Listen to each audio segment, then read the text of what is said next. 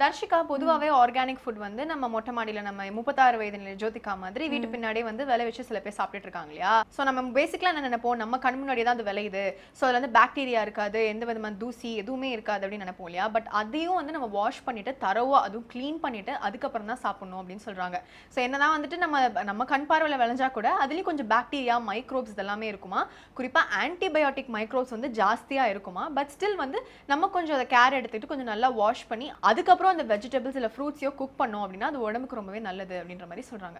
ஆமா சாந்தினி, எல்லா வெஜிடபிள்ஸுமே வந்து எப்பவுமே குக் பண்றதுக்கு முன்னாடி வாஷ் பண்ணி தான் வந்து அதை வந்து குக் பண்ணணும். என்னதான் அதுல நிறைய விட்டமின்ஸ் ப்ரோட்டீன்ஸ் என்னதான் இருந்தாலும் நம்ம வாஷ் பண்ணிட்டு தான் அந்த ஃபுட்ஸை வந்து குக் பண்ணணும். ஸோ ரொம்ப அழகா சொன்னீங்க. இதை தொடர்ந்து பார்த்தீங்கன்னா மூலிகையில் இருக்க மெடிசனல் யூஸ் பத்தி சொல்ல வந்திருக்காரு நம்மளோட சித்த மருத்துவர் ராஜமாணிக்கம். பார்த்தலாமா? இது மூலிகை மருத்துவம்.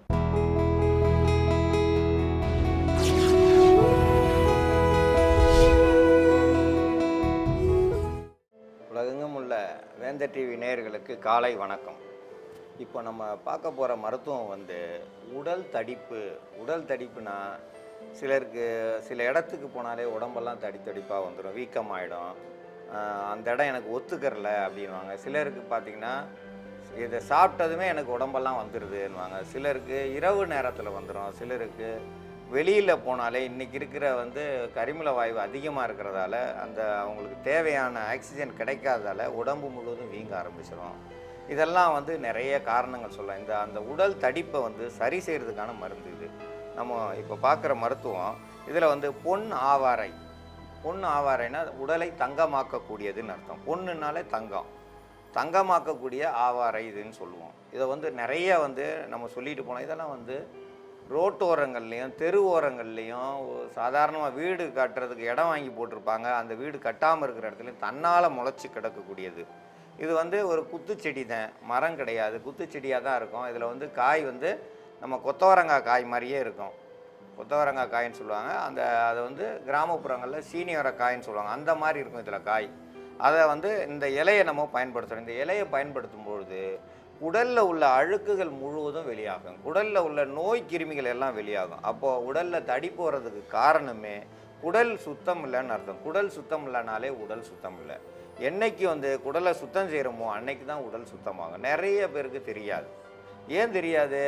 நம்ம வந்து இன்றைக்கி வந்து காலை மாலை 2 வேளை மலம் கழிச்சா உத்தமம், 3 வேளை மலம் கழிச்சா ரொம்ப நல்லது. ஒரு நாளைக்கு 1 வேளை மலம் கழிச்சானா நோய் வர ஆரம்பிச்சிடும். 2 நாளைக்கு ஒரு முறை மலம் கழிச்சாங்கன்னா நோய் அதிகரிக்க ஆரம்பிச்சிடும். 1 வாரத்துக்கு ஒரு முறைன்னா உடம்பெல்லாம் தடிப்பு ஏற்பட்டுரும். இது வந்து நிறைய பேருக்கு தெரியாது. சாப்பாடை குறையா சாப்பிட்டு மலம் கழிக்கிறதே கிடையாது. அப்போ என்னாவும் அந்த துர்நாற்றம் முழுவதும் ரத்தத்தில் பரவி உடல் முழுவதும் தடிப்பு ஏற்படும். அப்போ குடல் சுருக்கங்களில் இருக்கிற அழுக்குகள் கிருமிகள் இதெல்லாம் வந்து வெளியாகணும். அந்த கிருமிகள் வெளியானாதான் அந்த உடல் தடிப்பு வந்து சரியாகும். அதுக்கு வந்து பொன்னாவரை சிறந்த மருந்து. பொன்னாவரையை தினந்தோறும் இரவு நேரத்தில் ஒரு 3 இலையை அரைச்சி எடுத்து மாத்திரை அளவு சாப்பிட்டாங்கன்னா மலச்சிக்கலே இருக்காது. மலச்சிக்கலே இல்லாமல் இருக்கணும்னா இந்த பொன்னாவரையில் 3 இலை இரவு நேரத்தில் அரைச்சி சாப்பிடணும். சாப்பிட்டாங்கன்னா மலத்தை வந்து வெளியாக்கிறோம். அதோடு சேர்த்து அருகம்புல். உடல் தடிப்பு நமக்கு இன்றைக்கி வந்து ஒவ்வாமை ஆயிடுச்சு அப்படின்னா அருகம்புல் சாப்பிட்டா அந்த நோய் அத்து போகும்.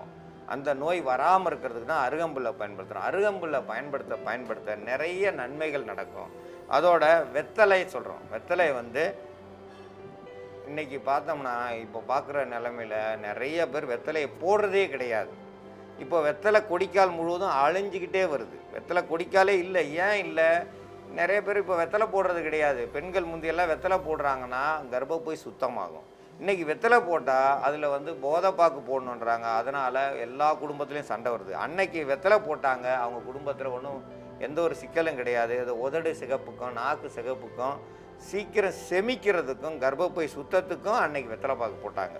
இன்றைக்கி போடுற வெத்தலை பாக்கு எல்லாமே வந்து போதைக்கு அடிமையாகிறதுக்கு தான் போடுறாங்க. அப்போ போதைக்கு அடிமையானவங்க குடும்பத்தில் சண்டை தான் வரும்.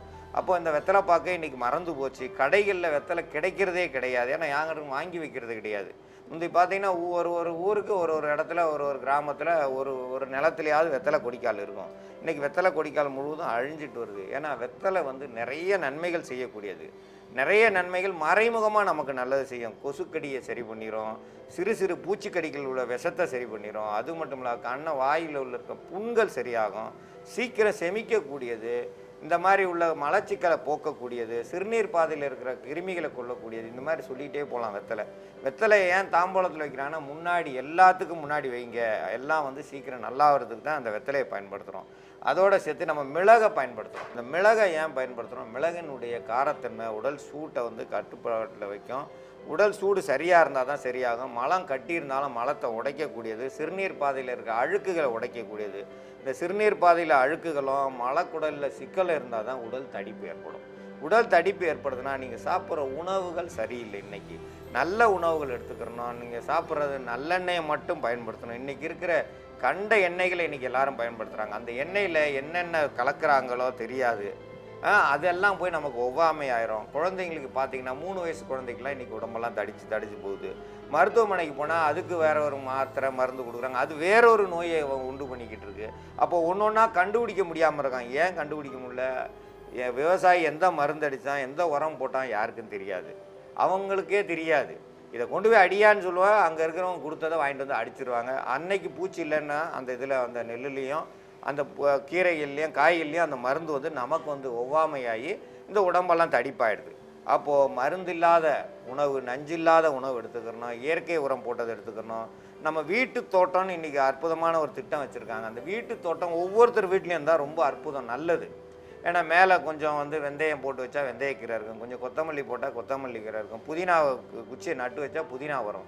இதெல்லாம் நம்ம பயன்படுத்தினோம்னா பாதி நோயை கட்டுப்படுத்தலாம். அது இல்லாமல் இயற்கையில் விளைஞ்ச அரிசியை எடுத்துக்கிட்டோம்னா நோய் எதிர்ப்பு சக்தி கூடும். அப்போ நோய் எதிர்ப்பு சக்தி இருந்தால் தான் உடலில் உள்ள தடிப்புகளை சரி பண்ண முடியும். இதெல்லாம் இல்லாமல் நம்ம என்றைக்கும் போவோம், இன்றைக்கி காய்கறியை வாங்குவோம். எல்லாருக்கும் வேலை தான், யாருக்கும் வேலை இல்லாமல் இல்லை. அவங்க கலெக்டராக இருந்தாலும் வேலைக்கு போய் தான் ஆகணும். ஆனால் நம்ம உடலுன்னு ஒன்று இருக்குது பார்த்தீங்களா, வேலைன்ட்டு போயிட்டோம்னா நம்மள ஒரு நாளைக்கு என்ன செய்யும், உடம்பு படுக்க போட்டு ரெஸ்ட் எடுக்க ஓய்வு கேட்டுரும். நீ எவ்வளோ நாள் ஓய்வு எடுக்கணும் ஆண்டவனுக்கு தான் தெரியும். ஏன்னா எவ்வளோ நாள் நம்ம வேலை செஞ்சோமோ அந்த ஓய்வு உடம்பு வந்து கேட்கணும். அந்த ஞாயிற்றுக்கிழமை எதுக்கு விடுறாங்க? உடலுக்கு ஓய்வு, மூளைக்கு ஓய்வு, மனதிற்கு ஓய்வு, இதெல்லாம் கொடுக்கறதுக்கு ஒரு நாளைக்கு ஓய்வு கொடுக்குறாங்க.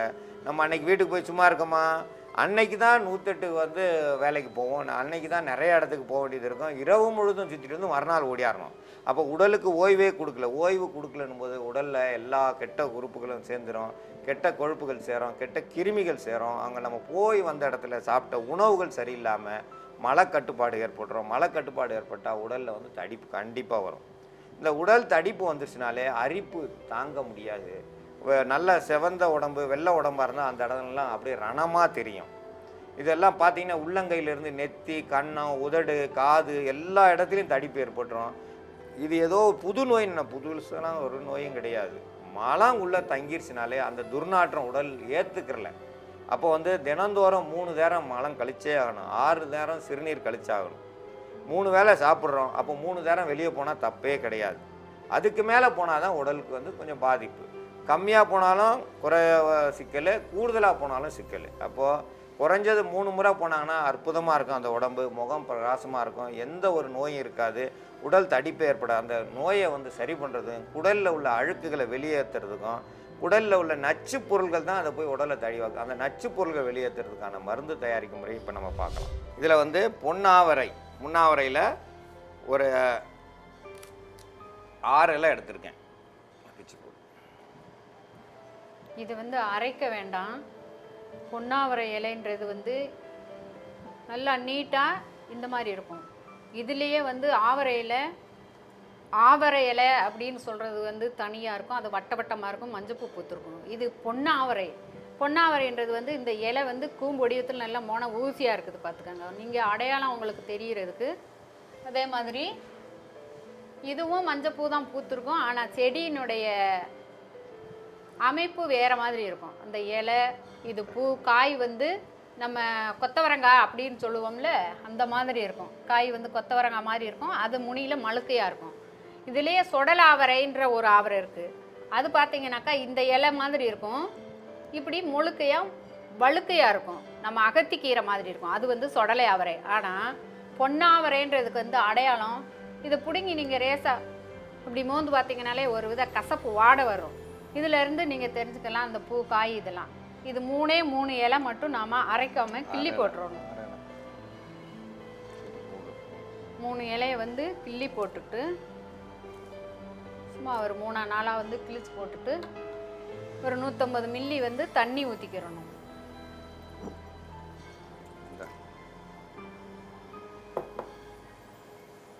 இதை வந்து இடிச்சு போட்டுடலாம். அருகம்புல் வந்து ஒரு 10 கிராம்,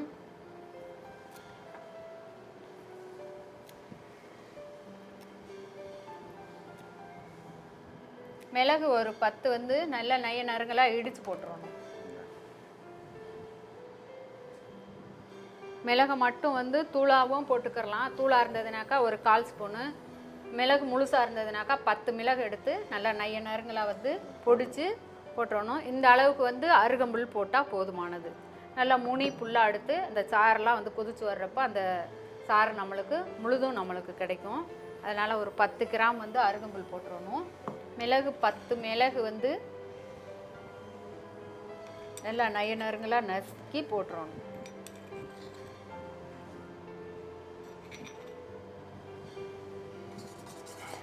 அது கூட வந்து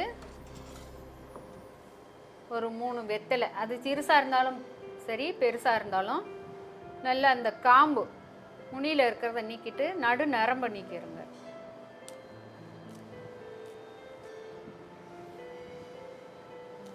இந்த நடுவில் இருக்கிறத இப்படி பிச்சு போட்டுருணும்.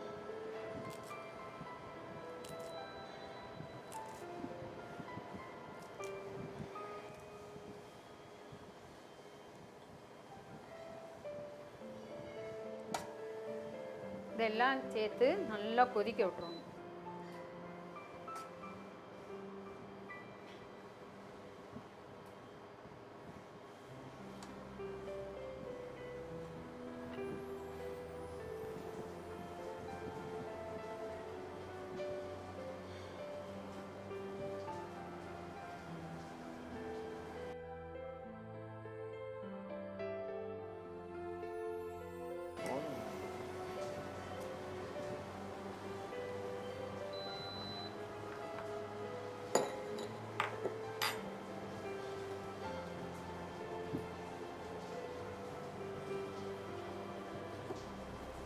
நல்லா கொதிக்க விட்டு பாதி ஆக்கிடணும்.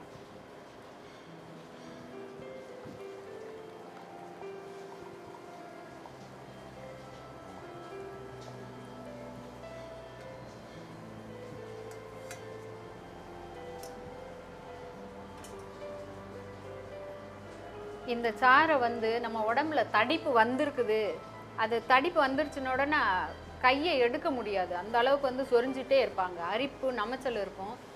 அது சொரிஞ்சு விட்டுட்டாங்கனாக்கா ரொம்ப எரிச்சல் ஆயிரும். இன்னும் சொரிஞ்சுக்கிட்டே இருந்தாங்கனாக்கா புண்ணாயிரும். செவப்பாக இருக்கிறவங்க பார்த்தாங்கனாக்கா ரொம்ப போட்டு சொரிஞ்சு உடம்பு முழுக்க ரத்தம் வர்ற அளவுக்கு சொரிஞ்சிருவாங்க. அது ஏன் அந்த மாதிரி வந்து தடிப்பு வந்திருக்கு? அலர்ஜின்னு சொல்லக்கூடியது. உணவு மூலிமா வரலாம், சிறு பூச்சிகள் கடிச்சிரும், தெரியாமல் வந்து இந்த ரோம பூச்சின்னு சொல்லுவோம், அது கம்பளி புழு, கம்பளி பூச்சி அப்படின்னு சொல்லுவாங்க. அது மரத்துலேருந்து தெரியாமல் நம்ம போயிட்டு இருக்கப்போவோ அல்லது ஏதாவது ஒரு பொருள்களை எடுக்கிறப்போ மரத்துலேருந்து தெரியாமல் நமக்கே தெரியாமல் விழுந்துருக்கும். அது ஏன் நம்மளுக்கு இப்படி விழுகுது அப்படின்னு சொல்லி உங்களுக்கு தெரியாது. மலச்சிக்கல் அதிகமாக வந்து மலச்சிக்கல் போகாமல் இருக்கிறவங்களுக்கு இந்த தடிப்பு வரும். பூச்சிகள் கடிச்சாக்கா தடிப்பு வரும். இன்னும் நச்சு கிருமிகள் வந்து உள்ளே இருந்துட்டு 3 நாள் 1 வாரம் அப்படி வந்து மலங்கழிக்காமல் 8 நாள் வரைக்கும் மலங்கழிக்காமல் இருக்கிறவங்களுக்கெல்லாம் பார்த்தீங்கன்னாக்கா இந்த தடிப்பு வரும். வந்தால் போகாது, 1 மணி நேரம் 2 மணி நேரம் வந்து அவதிப்படுவாங்க. மலம் கழிச்சிட்டு உடனே இந்த மருந்தை செஞ்சு சாப்பிட்டாங்கனாக்கா எரிச்சல் குறையும், அரிப்பு குறையும், அந்த தடிப்புலாம் போயிடும். அதுக்கு இந்த மருந்தை ஒருவேளை உடனே சாப்பிட்றலாம். உடல் தடிப்பு, உடல் அரிப்பு, இதுக்கு வந்து இந்த மருந்து ரொம்ப அற்புதமாக வேலை செய்யும். இதில் வந்து பொன்னாவரை இலை வந்து 3 இலை தான் சேர்த்துருக்கேன். முதல்ல நான் 6 இலைன்னு சொன்னேன்னா இன்னும் கொஞ்சம் தண்ணி நிறையா சேர்க்கணும். இப்போ நம்ம தண்ணி குறைச்சதால் 3 இலை மட்டும் எடுத்துக்கிட்டால் போதும். அதோட ஒரு 10 கிராம் அளவுக்கு அருகம்புல் எடுத்துக்கிறணும், 10 மிளகு எடுத்துக்கிறணும், 3 வந்து வெத்தலை. இது எல்லாத்தையும் போட்டு ஒரு 200 மில்லி தண்ணியை ஊற்றி கொதிக்க வச்சு நல்லா வற்ற வச்சு அரை பாதி ஆக்கியிருக்கோம். இதை வந்து சிறுக சிறுக குடிச்சிட்டு வந்தோம்னா அந்த எவ்வளோ உடல் தடிப்பாக இருந்தாலும் அந்த தடிப்பு சரியாகும். இந்த மருந்தை பயன்படுத்தி பயன்பெற வேண்டும் என்று கேட்டுக்கொள்கிறேன்.